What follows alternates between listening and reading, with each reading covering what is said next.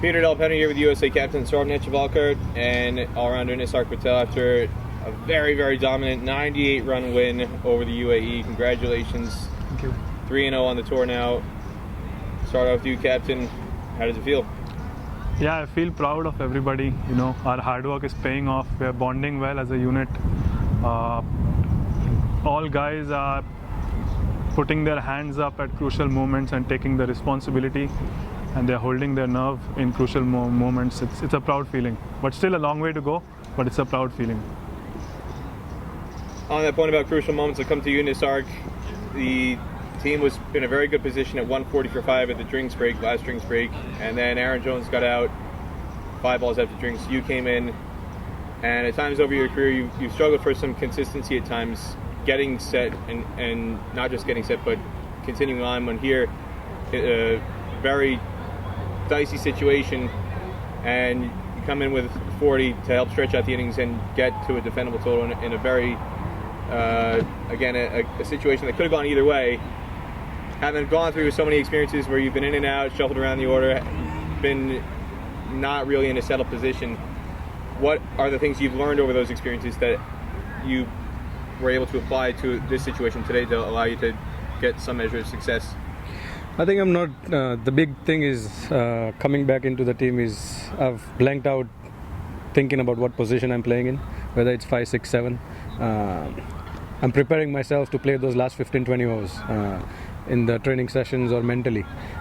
Even today, you know, if you look at it, I batted last 15 overs. The conditions was tough. It wasn't that easy to go and just, you know, hit the ball from ball 1 as it was in Sharjah. So my whole plan was to take the game deep to last 3-4 overs and see where we stand. I reckon sitting outside, you know, judging how the pitch was playing, I thought 230 to 220 might be a good competitive score, especially with the bowling that we have. And that's exactly what we did. Even though I felt we were 10-15 runs short at the end, but we had good enough bowling to defend the total.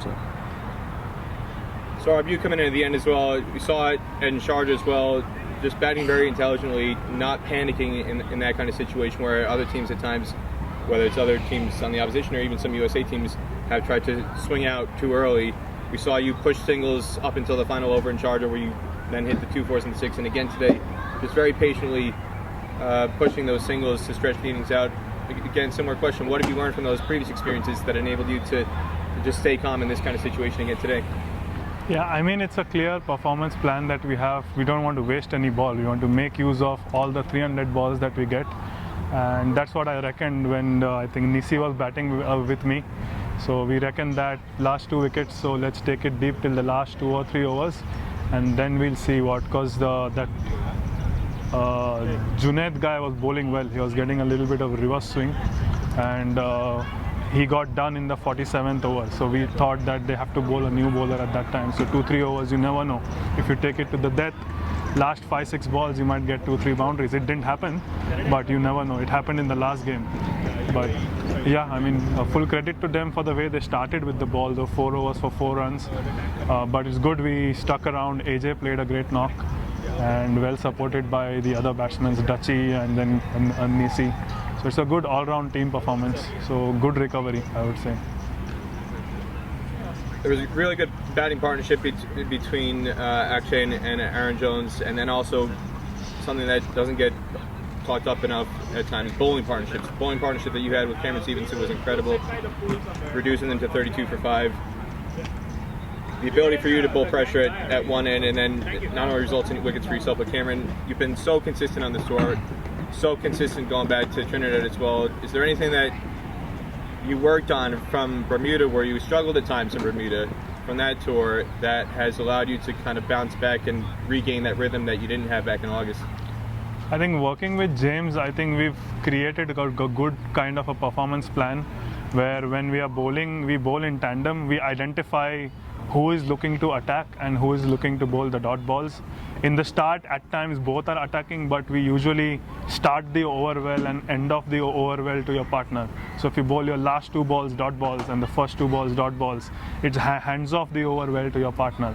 And in the middle phase of the over, that's a chance to bowl an attacking ball.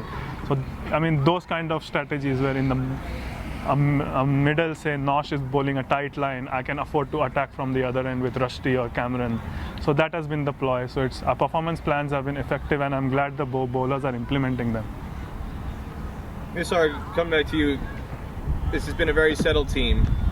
Prem Agora gets injured, opens up the opportunity for you. From a mental standpoint, what was it like trying to just get yourself engaged mentally to come in today and fit in so seamlessly into an established winning environment?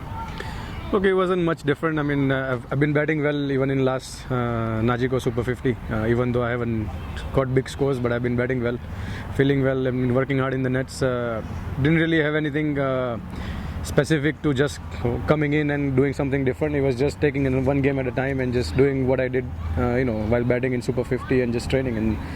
And like I said, I had luckily I had enough time to get settled in and not just had to go and slog from ball one.